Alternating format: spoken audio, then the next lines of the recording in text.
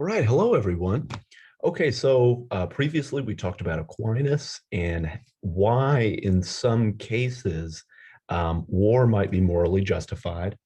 And now we're going to look at Gandhi, who says that war is never morally justified, right? There's just something about violence, something about war that makes it, whatever the outcome is, just bad, right? Um, so, first of all, before we get into the specifics about violence, Gandhi has a pretty thorough discussion about what is it that nations and civilization more generally is for, right? So, um, according to Gandhi, in his tradition, in the Hindu tradition, civilizations and nations are important for the moral cultivation of the people that compose the group, right? So the reason why we all live together is not to say make our lives last as long as possible. Rather, the reason why we live together in society or in civilization is for our moral growth, our moral development. And so in Gandhi's tradition, duty is very important, and duty is sort of relativized to the caste structures, right? So if you're a Brahmin, you have Brahmin duties, right? If you're a tradesman or an untouchable, you have duties that are relative to those rungs in the caste system, relative to those levels in the caste system, right? And so duty is so important. And so Gandhi takes this kind of anti-industrial or anti-capitalist way of that society ought to function. So according to him, um, look, these systems, these structures assume that what we're all together for is not morality, but rather is for pleasure, right? It's for making our lives easier. And so Gandhi gives us this very agrarian sort of picture of how civilization and society ought to work. So it's not about production that's done away from the home, but rather it's production that's done within the confines of the home, right? So Wendell Berry talks a lot about this as well. He's a philosopher from Kentucky, philosopher, author. You know, he has lots of hats, right? And poet. And so the idea here is that look, what matters is that the home is a productive place, a good place, right? And so, in virtue of being within the home that is productive, we cultivate our morality, we cultivate our moral character and growth. So the bottom line, though, is that civilization and nations are not for the pleasure of the civilians that inhabit that civilization or that nation, right? And so, according to Gandhi, war and violence undermine the moral cultivation of a given nation. Okay, so what is the problem of violence? Gandhi says that violence always affects the outcome of what it is that happens, right? So whatever actions you take will affect, like the status of those actions will affect the outcomes of those actions, right? Okay, so um, it should be interesting. So if you're a utilitarian or a consequentialist, right, this ought to be very interesting to you because this claim undermines consequentialism.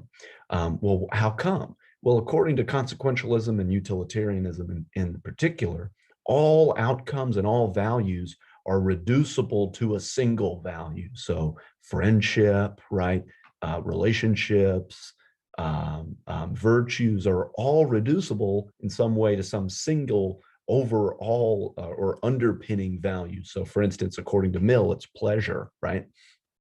And so, when we bring about various outcomes, right, we are just bringing about that one value that everything's reducible to.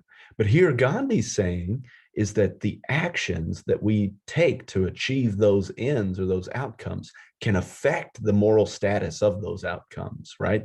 So, for instance, if we end up killing Chuck to save 5 people, that violent act, according to Gandhi, is going to make the saving of those 5 people somehow morally tainted or morally bad. So, so the problem of violence is that it is a problematic means to an end, and it affects the moral status of that end. So if we were to say, declare war to bring about peace, right? That's just like, according to Gandhi, that's just a contradiction, because it's not really peace that you're bringing about, right? Rather, it's something else.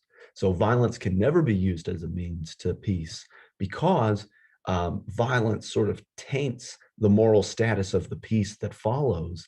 And also these two concepts, peace and violence, are somehow in tension with one another. They're the opposite of one another. So he talks about, he gives an example of a watch, right? So let's imagine that you have a watch and I want it.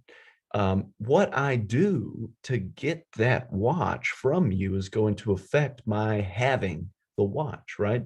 So let's suppose that I can steal the watch, I can fight you for the watch, I can buy the watch, or I can beg for the watch, right? Even though the outcome of all of these actions is that I have a watch and you don't, right? Um, the way we assess the outcome is very different. So for instance, if I steal the watch or I fight you for the watch, I end up having the watch, but I'm somehow in the wrong, right? So you're either deprived of the watch, right, or the watch is somehow tainted morally. Whereas if I buy the watch, we can say that we agreed to a transaction, right? And if I beg you for the watch, then the watch would be a donation, right? And so all of those outcomes have different moral statuses, according to Gandhi.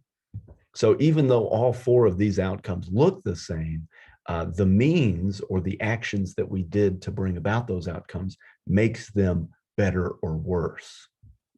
So this is when he gets to passive resistance.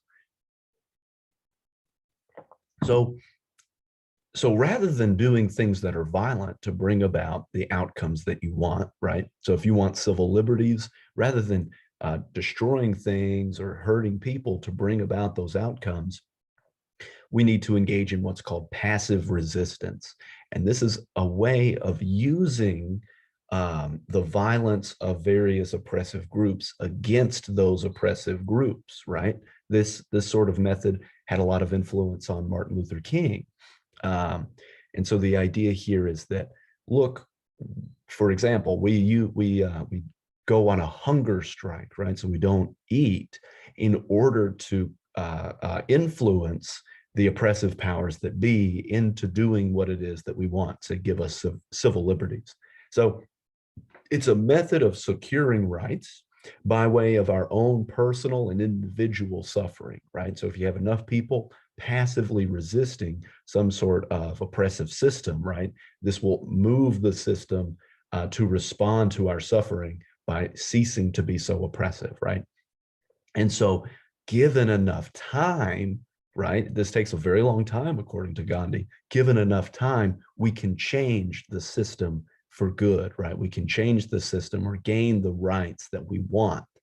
So the perks of passive resistance is that, first of all, anybody can do it, right? So you don't have to, if we're going to engage in violent means, only those that are good fighters can engage in the method of change. But here, anybody can engage in passive resistance, right?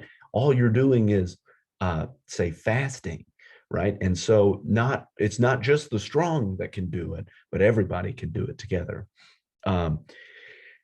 Gandhi also says that passive resistance brings about lasting change because it does not legitimize the use of force in the future, right? So if we use violent means to achieve our goals, then who's to say that the oppressive powers can't use violent means to take away what it is that we've gotten, right?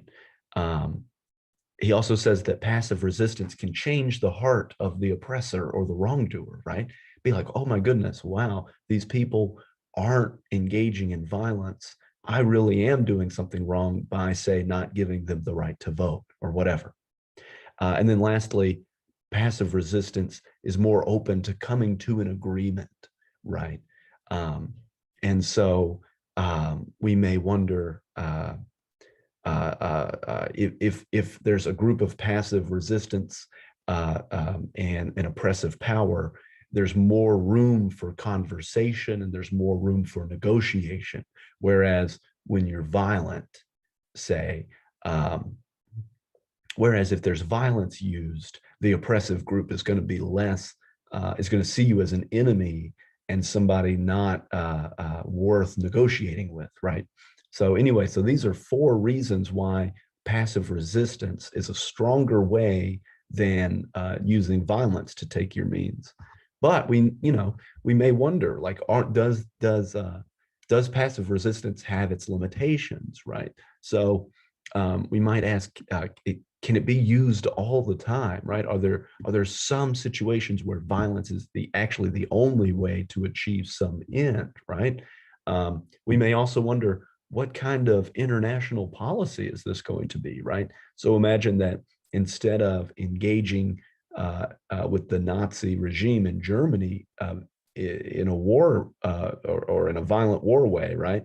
The U.S. used passive resistance, and so U.S. citizens were like fasting and like doing all of these passive resistance things rather than, say, declaring war. We might wonder, like, Nazi Germany probably wouldn't give a damn if U.S. citizens are, say, going hungry, right? It doesn't seem like passive resistance will work across international lines.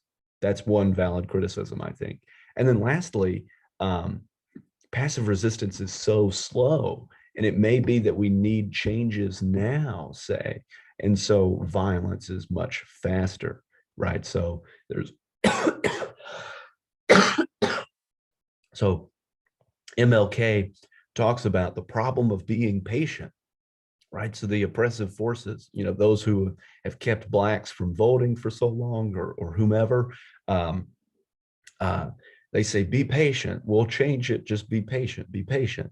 And MLK says, like, no, we need to undergo some kind of resistance to speed up this and not be patient in the relevant kind of way. Whereas passive resistance does seem to require a kind of patience, and that patience is always to the advantage of the oppressor, right? So we may ask ourselves, okay, so who is right at the end of the day? Is it Aquinas or is it Gandhi? Is it the case that violence is like sometimes like an okay, morally permissible way to bring about some end? Or do we need a categorical prohibition on all violence like Gandhi is recommending to us?